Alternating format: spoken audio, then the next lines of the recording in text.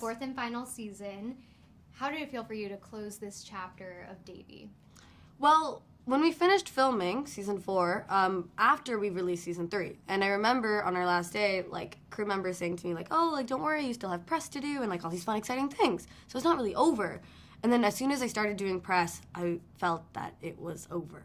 Because to me, like, the magic, which I know you guys can relate to, is it's on set, right? That's what actors love. That's why we do what we do. That's why we have the thick skin that we need to have, because rejection is a big part of our career, but we do it because we love to do the craft. And when that, dawned on me that I was never going to breathe life into Devi again, that was definitely like a slump. But then, I've heard you do that voice before. she does a lot of voices. But as time has gone since we wrapped to now, I definitely had time to process, and I feel very excited for the fans to see the season. But I'm also genuinely very excited for just the future for myself. I don't get me wrong. I don't have any tricks up my sleeve here. I don't know what I'm gonna do next. I don't, and I think that's okay to normalize. But all I do know is that I get to spend summer for the first time with my friends back home since 2018. First time since then. And I know I get to be happy. And that's quite exciting. And at one point in my life, I didn't know Never Have I Ever was gonna happen. I was just a kid in Mississauga, Ontario, Canada, who was very depressed and living her high school life. And then something amazing walked through the door. So something really equally amazing, if not more amazing, totally could walk through the door. Yeah, it paid off.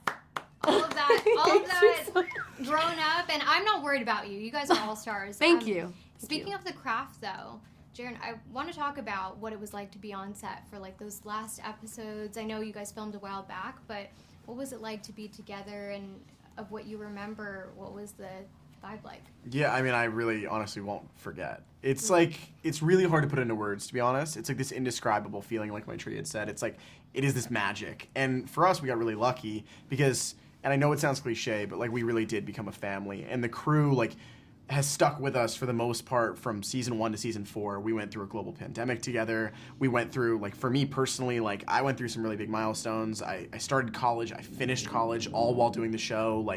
I think for a lot of us, it was just such a crazy time in our personal lives. And you have this show that gets sort of intertwined with that. And when you're saying goodbye to this show, it's not necessarily a goodbye because you know that those people are going to be in your life forever, but it is still bittersweet. So it is hard to put into words, but you've got the profound sense of gratitude and joy and excitement and sadness and collaboration and creativity that you're hoping to capture once again, but knowing that you're not going to get to go through those gates and get to base camp and go through hair and makeup and hear action for Never Have I Ever, but you can always have those memories, and that's something that's very special. Yeah, and speaking of those memories, I know you guys are all really close, or it seems like you're very close in real life. So Darren, how do you guys keep in touch?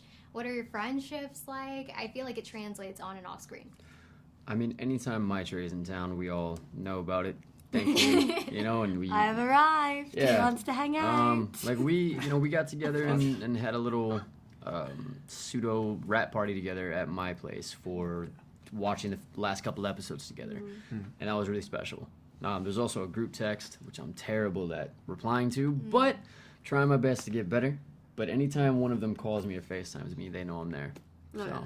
Amazing. Yeah. I love that so much. Again, waiting for that spinoff, but very excited for what all of you have in store next. I know you're going to be doing good things and killing it, but congratulations on this one. Thank you. Thank you very much. Congratulations on this last season. You both are just amazing. I think everyone's in love with these characters, but loves this ending for them. I'm wondering for you both, did you both screen individually, together? How did you work that out? I mean, I'm excited to see the actual premiere and screening with an audience. Yeah, that's really exciting. Usually, in past seasons, me and Ramona would sit and watch it together. I don't think we did for the 4th season. No, we didn't. Yeah. Why was that? Just it's super emotional, right? We hate each other. We actually hate each other now, and we're forced to do this together. No. Honestly, I think I was gone. I think I went somewhere. Oh, yeah, you were in Canada. Yeah, I was in Canada. Yeah. What was your reaction to the last season of what you've seen thus far? I mean, we already know what happens, but it's I think I'm always so surprised when I see scenes that I'm not in and see how it turns out. So, it was fun. It was a good time. I enjoyed watching it. I love the ending. It was like fanfic come into reality, and like everything that I wanted to happen just happened. Yes. I know you guys filmed also like a year ago at this point, but if you can remember, what was the vibe, the energy on set? Because all of these characters are like on the brink of these huge life changes. What was it like for you filming?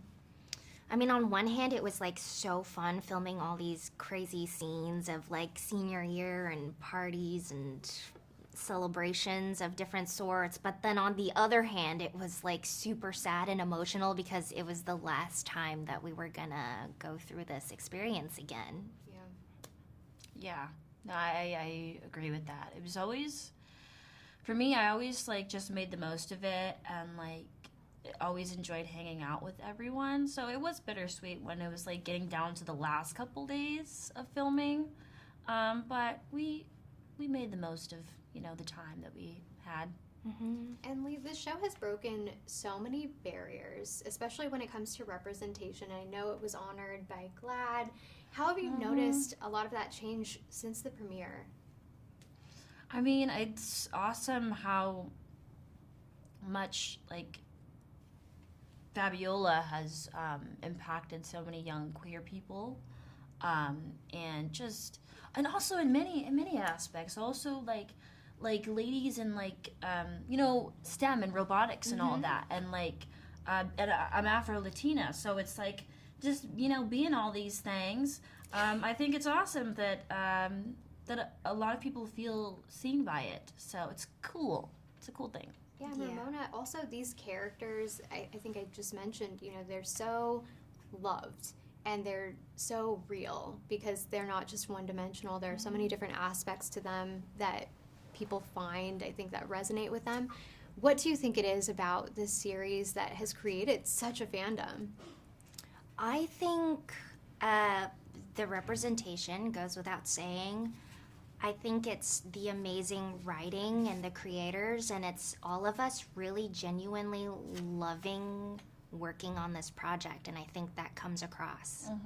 And speaking of that, you all seem like you are so close in real life and have these really deep friendships. How do you all keep in touch? Is it like a group chat? Do you guys have like ways of meeting up on certain days? Like, how do you stay close? We do have a group chat, but also just All of the above. all We have of the above. Social media, we have group chats, we have FaceTime. We hype each other up. Yeah. Do some chatting, some hanging out. Yeah. As much as we can. We're all, you know, doing our own thing. We used to be roommates. We used to be Everyone knows roommates. that by now. Yeah, we used to be roommates. I just found out right now. We used to be roommates. Yeah. And then we weren't. Yeah.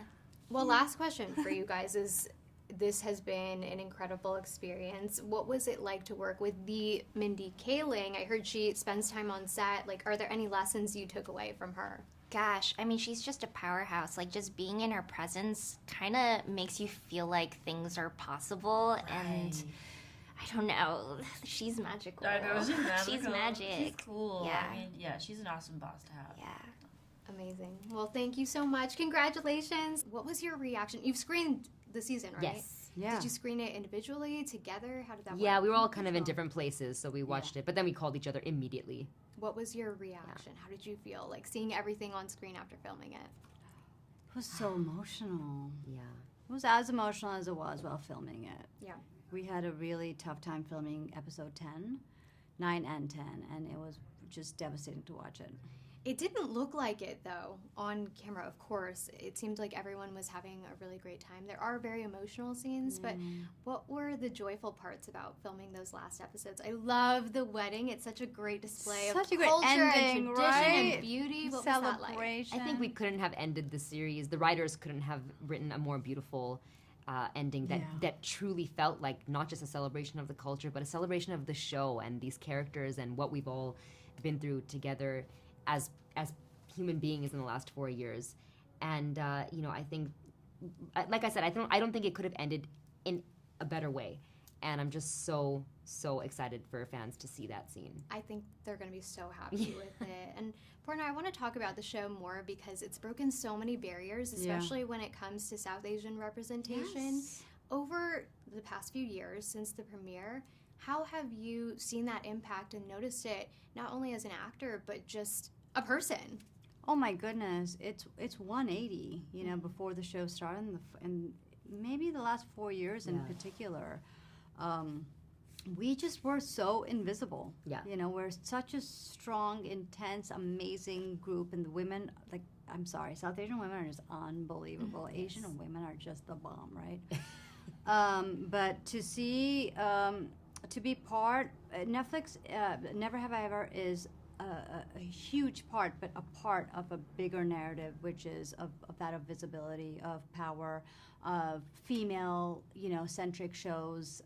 Yes. And it feels just unreal that we were at the center of this conversation we're having. And it didn't feel that way when we were shooting. I don't think we consciously God. thought I had about no these idea. things while we were shooting. We were just, you know, trying to do the best that we could and enjoying it, but knowing the impact that it's had on our own lives, but other people's lives is, it's hard to even really comprehend that, to be honest. And talking about grief in a way that you don't speak about it, talking about mental health in a way that you don't speak about, being so South Indian and South Asian in particular, but talking about universal themes of mother-daughter, of multi-generation families, just everything.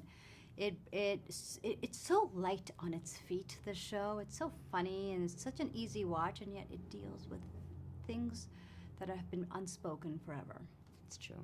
I was going to say for you, these are such nuanced women, as you're kind of referring to, who are successful and accomplished and funny and relatable. They're these really well-rounded characters. How has it changed for you in assessing potential roles moving forward? This has been such a blessing, I would imagine, as an actor. That is what it is. It's a blessing, and you know, you hope to God and you pray that we will continue to come across projects with characters and roles that are as huge as these ones have been. But we don't know. We don't know what's going to happen. I'm just so grateful that I've been able to be a part of this, and it has been something that, you know, I'm not saying that I don't want to work ever again, but if I never had a show like this again, I would just be so happy that I got to do this. Absolutely. And last question for both of you.